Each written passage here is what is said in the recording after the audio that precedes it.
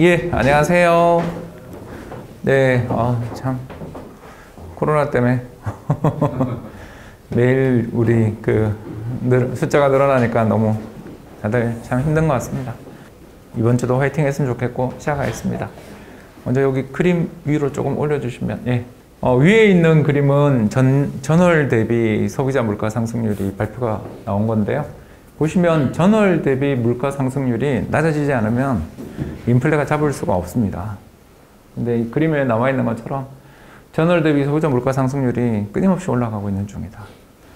이게 물론 이제 지난 2월 달 데이터는 물가에 전쟁 공포가 영향을 미쳤죠. 근데 이제 3월에 더 올라와 버렸으니까 지금 국제유가 100불 뚫어서 한때 130불까지 갔기 때문에 저 문제들이 앞으로 완화될 것인가에 대해서 걱정할 수밖에 없고요. 특히 이 그림 보시면 지난해 4, 5, 6월에 되게 많이 올랐죠. 전년 동기 대비 상승률이. 그러니까 이게 되게 많이 올랐기 때문에 올해 4, 5월부터는 둔화될 거라고 저희도 보고 다들 그렇게 보고 있었는데 전쟁 공포로 특히 유가도 유가지만 최근에 식료품 가격이 오르고 있어서 이런 상황에서 이게 물가가 잡히겠냐라는 그런 걱정들은 많은데 그렇다고 해서 중앙은행이 금리를 인상하자니 제가 지난번 전쟁의 충소리에 주식을 사라라는 격언을 한번 소개했잖아요. 그 격언에서 보셨던 것처럼 전쟁 중에 금리를 인상한다? 되게 중앙은행 입장에서 어려운 선택이죠.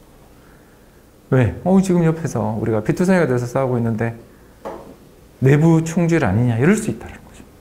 그래서 중앙은행 입장에서 금리 인상하기가 되게 곤란한 시점이 돼버립니다. 그러면 금리가 인상 안 되면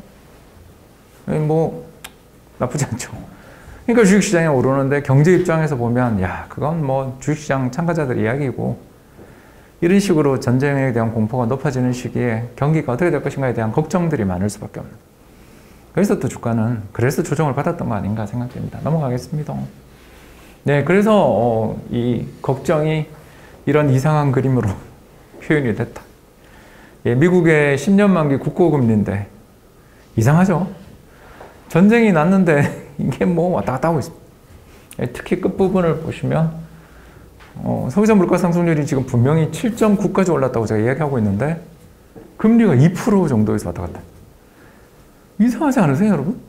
물가가 7.9 오르면 금리가 8%, 9% 돼야 되는 게 정상이죠. 근데 왜 2%도 안 되고 좀 비리비리하고 아무튼 변화가 엄청 크죠. 이런 거가 바로 전쟁이 가져온 불확실성. 장기화된다? 아니다. 저 얼마 못 간다. 이게 지금 싸우고 있는 거죠. 그래서 얼마 못 간다고 그렇게 생각되면 오히려 채권금리 올랐을 때 사야죠. 그죠?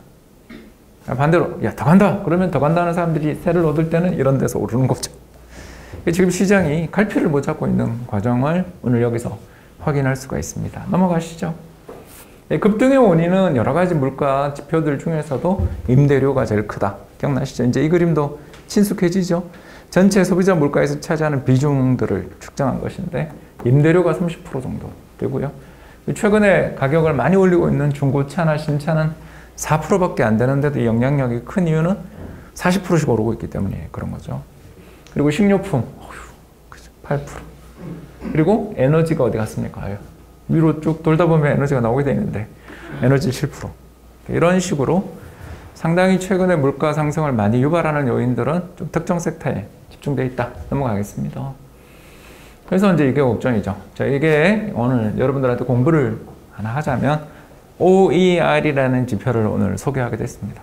OER이 뭐냐 하면 우리나라는 이게 없어서 이해가 힘든데 간단하게 말하면 주택 구입에 따른 기회비용이다. 우리가 주택을 구입했습니다. 예를 들어서 10억짜리 집을 샀습니다. 근데 내가 이 10억을 가지고 내가 그 집에 들어가 살지 않고 이게 이제 다주택자 기준이겠죠. 내가 그 집에 들어가 살지 않고 임대를 줬다면 거기서 수익이 나오죠. 얼마일까요? 예를 들어서 이 가정입니다, 여러분. 월 300이 나온다.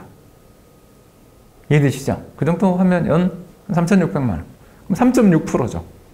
오케이? 이해되셨죠? 자, 근데 이 집이 15억이 됐다. 요새 그렇게 올랐죠? 그러면 어떻게 될까요? 이 월세도 오르겠죠. 그렇지 않습니까? 한 5천만 원 받겠죠? 이해되세요? 연 3,600이 5천. 그러니까 이렇게 되면 이 사람의 기회비용이 어떻게 돼요? 올라가죠. 주택을 보유한 데 따르는 이자 수익을, 월세 수익을 포기한 거죠. 이것이 OER입니다. 그래서 자가 보유자의 주택 보유 기회비용이라고 부르는 것이고, 어렵죠. 그러니까 OER이라고 그냥 하겠습니다. OER 물가는 결국은 집값에 어떻게 되겠어요? 월세 보정한 주택 소유에 따른 비용이잖아요. 그러니까 후행합니다. 그래서 빨간 선이 상승하면 뒤에 상승하고 하락하면 떨어지고. 근데 마이너스는 잘 안 가죠. 임대료율이 깎이는 거 본 적이 잘 없죠. 그러니까 얘는 잘 마이너스는 안 가는데 후행적 그런지. 그런데 지금 어떠냐? 미국도 뭐 우리나라만큼 집값이 올랐죠. 그래서 지난해 연간 상승률 데이터가 나왔는데 19.2%가 나왔습니다. 미국이 우리나라 국토의 100배. 그러니까 세계적인 작년은 좀 주택시장이 미쳐 있었던 그런 시기였던 거죠. 넘어가겠습니다. 그리고 유가, 아이고야, 빨간 선 맞으십시오. 저것이 상승률이 280% 보이십니까? 축이. 예. 이렇게 인플레가 나면 여기 빨간 선, 예. 유가 할 때마다 인플레가 나지 않을 수가 없다. 이런 것들을 보여주고 있습니다. 희망의 씨앗은 없는가? 있죠. 넘어가겠습니다. 네, 이게 오늘의 여러분들한테 드리는 새로운 지표. OER 다음에 새로운 지표가 바로 뭐냐면 공급사슬망 압력지수라고 부르는 것입니다. 링크가 있으니까 한번 들어가 보시면 좋은데요. 이 공급사슬망 압력지수라는 게 뭐냐 하면 기업들이 물건을 생산하는 데 있어서 여러 가지 단계를 거쳐서 물건을 생산하잖아요.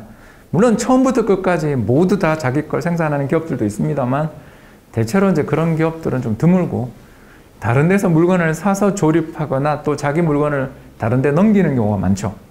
이런 과정에서 발생하는 비용이나 스트레스, 압력을 측정한 것인데 영입 베이스고요. 하나씩 올라갈 때마다 거의 점점 더 스트레스가 높다라는 거고요. 저 끝을 보시면 어마어마한 지금 스트레스를 받다가 좀 떨어지고 있는 중입니다. 제가 왜 저렇게 올라갔냐? 오미크론 쇼크죠, 그죠? 그래서 우리도 뭐 엄청나지만 동남아 국가들은 특히 이번에 오미크론으로 더 많은 확진자들을 봤잖아요. 그래서 그 반도체 생산 수급의 차질들이 벌어진다, 또는 운임료가 올랐다. 이런 이야기들을 듣는 이유가 이 그림에 나와 있습니다. 근데 그 끝을 보시면 미세하지만 2달째 떨어지고 있는, 정확하게 말하면 떨어지기 시작한 지는 지난해 연말을 피크치고 지금까지 떨어지고 있는데 자기 계속 떨어질지는 저도 모릅니다. 다만 희망은 있다. 뭐 이런 정도는 우리가 이야기해 볼 수 있는 것 같아요. 그래서 정리하겠습니다. 네, 어이구 많이 올랐다. 1, 그죠? 2, 에너지 가격도 오르고 집값도 올랐다. 3, 근데 규제 효과도 좀 있고 작년 4, 5월에 많이 올랐으니까 올해 통계가 약간은 둔화될 가능성이 있고 공급 사슬망에 스트레스들, 압력들 이런 것들이 조금 완화될 것 같다. 근데 쉽게 꺾이기는, 특히 전쟁이 진정되지 않고서는 특히 바이든이 셰일 오일 쪽 생산량 이런 거, 증산 이런 거 안 시켜주는 나는 좀 쉽지 않다. 이렇게 정리를 해볼 수가 있겠습니다. 지금까지 경청해 주셔서 감사합니다.